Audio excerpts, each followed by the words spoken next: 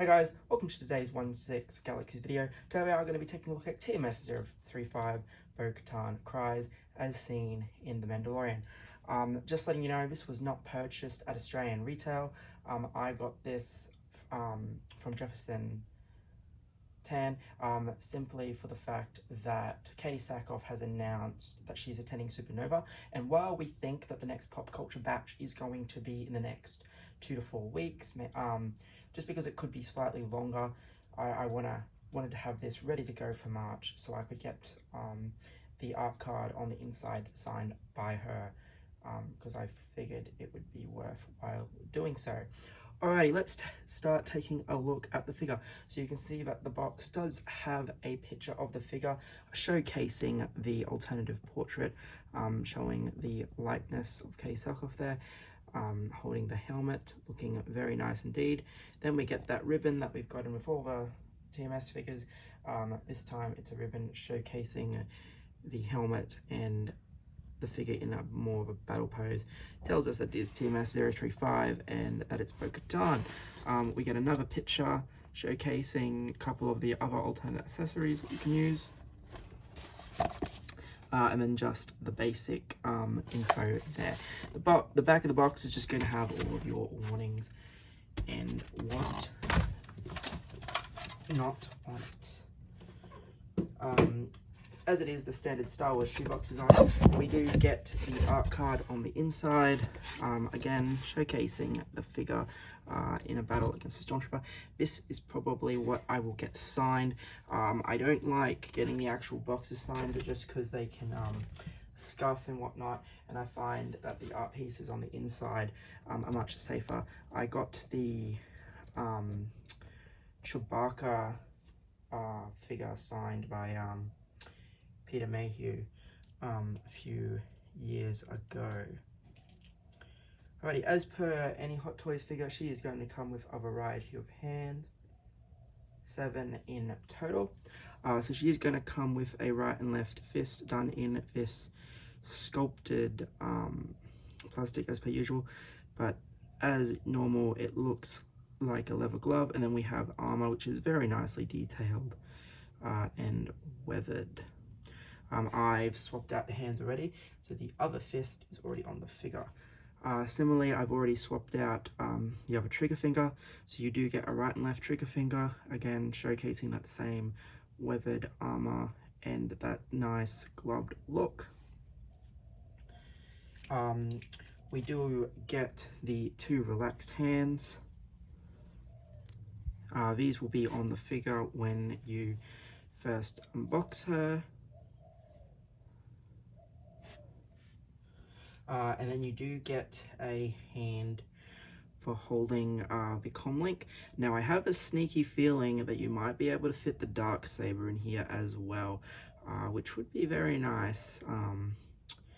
If you didn't want to display your Jinn with a Darksaber, you could give it to Bo-Katan. Here is that comlink. As you can see, it is very small. Even though it is small, they have managed to capture that classic Star Wars comlink look from when they first appeared in A New Hope and so forth.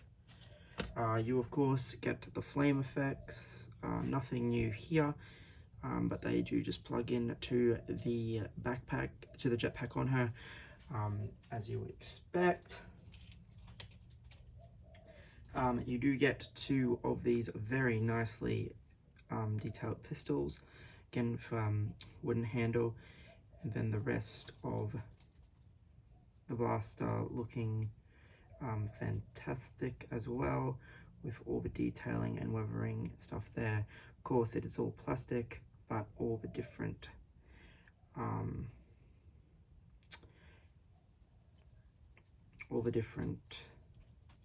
elements look fantastic.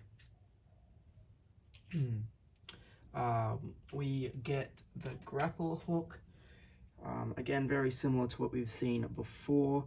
This one has a blue tinge to it in the middle there. I think the others we've had have just had black. Not 100% sure though, we'll just have to go and check, but I figured this one would be blue. seeing since most of the Night Owl's equipment is blue. One thing I will just touch on as well is this is obviously the nameplate. Mine, I don't know if this is common across all the Bo-Katans because I haven't actually seen anyone do a proper unboxing, but I had to stick this on the nameplate myself. Yes, and I will show you one of the secondary uses for it a little bit later on. Actually, in fact, I might as well just do it now. You also get this piece of railing. Now you can see here, but there is a spot, and I feel like Hot Toys designed it so you would stick the nameplate here as opposed to where I've placed it. However, if you angle, of course, if you're not going to touch it, if you angle it in there like so, it will sit there. And so that's what I'm doing. I don't know if that's what Hot Toys intended, but that's what I'm doing because that looks much nicer than wasting the sticker as just putting the sticker on there.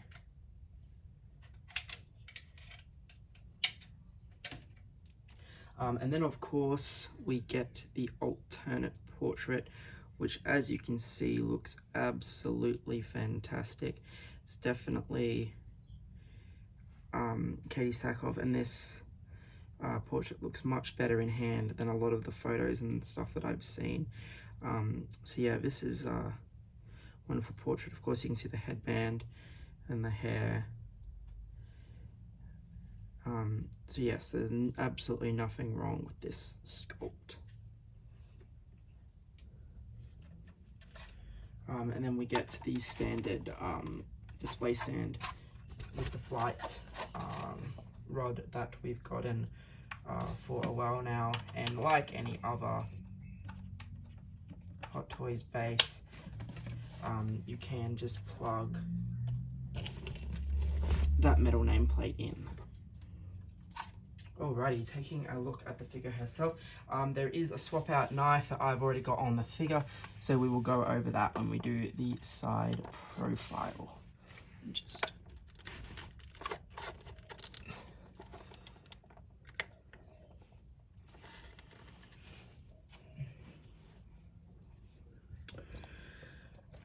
alrighty, here is Bo-Katan Kryze.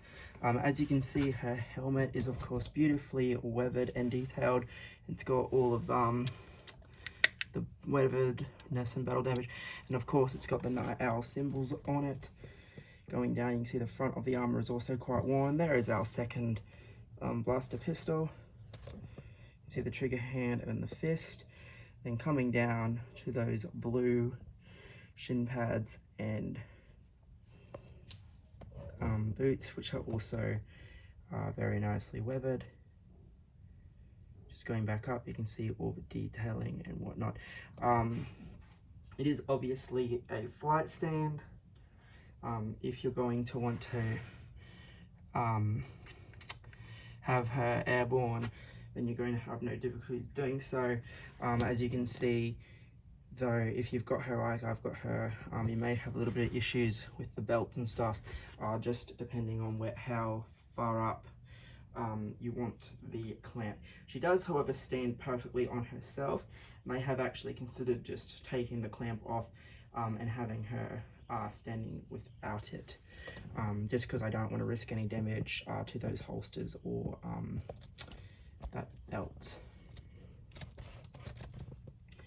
Yeah, so once again we have that chest piece, and we come down to those probably pleather pouches and pleather holsters, and then that very nicely detailed weathered belt, then coming right down to that weathered shin and knee armor.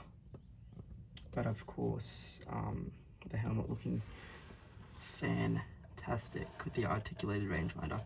Side profile, you can see that the weathering on the helmet continues. We do get the Night Owl symbol, and you can see that there is a jetpack. Her jetpack is permanently attached. Can see wrist rocket and then the trigger finger the empty holster because I'm going to have the blaster in her hand. Then of course we can see the display stand and the flight stand. Weathering on the helmet continues to the back. Again, you can see the jetpack coming down. You can see the rest of the flight suit, then the back of the boots. Final side profile. Of course, at the other side of the knife, our symbol coming down. This time we do have the knife. Now it separates at this piece here. At first it's a little bit hard to get off, and I was a little scared of it snapping. So I wouldn't interchange it too often. I'm going to have the blade out because I like that look. But yeah, it's just something to be mindful of, that it is probably going to be quite fragile. And it is, when you're doing it at first, it is that little square around here that pops off. I put that little square just back in the accessory tray so I don't lose it. And then of course the boots there.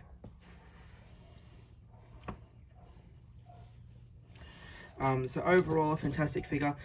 Yes, she does have the single jointed elbows, so that is going to make articulation, especially like a punching type of a pose, somewhat difficult. But I mean, with the motion that you get, you're going to be able to get some pretty decent poses and whatnot anyway. And then of course, as far as swapping out the sculpt goes, you are obviously just going to remove the helmet from the ball joint and place the normal sculpt on.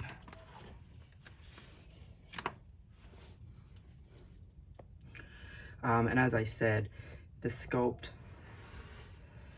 looks absolutely fantastic, and I think I can see why people definitely bought two, because this is just a sculpt that you don't want to waste. Probably similar to what the Jinjarin sculpt's going to be when that deluxe version comes over to Australia as well. But overall, it's a fantastic figure, and I'm not bothered by the elbows because, like I said, the weathering and just she looks amazing, and it's so good to actually have the Princess of Mandalore as a 6-scale figure. Anyway guys, this has been a quick look at Bo-Katan. Pricing wise, I got this for I paid for PayPal protection, so I paid the extra PayPal fee. So including the PayPal fees, it was probably around 340 Australian. If you have seen my ad on the post, if you've seen my ad post on the group, I am actually selling my pop culture pre-order. Now the pop culture pre-order is at the moment 380 something with the 10% discount, but I'm selling the pop culture order to cover the cost of this, so that's 340 Australian. So if you want a cheaper Bo-Katan and you are prepared to wait, I do have that. If I don't get anyone over the next couple of days, I'm just going to cancel it and put the deposit on the Gandalf the White from Asmus, because I don't want to be caught out with her with the next batch coming in and then having to cancel her that way. So I am going to definitely cancel her ahead of time. So if you're interested, let me know. Either just comment on this video, or if you're in the group, just message me and I will let you know what the goal is with that. Anyway guys, this has been a look at Bo-Katan Kryze. Thank you again for watching, and keep an eye out for more videos coming later.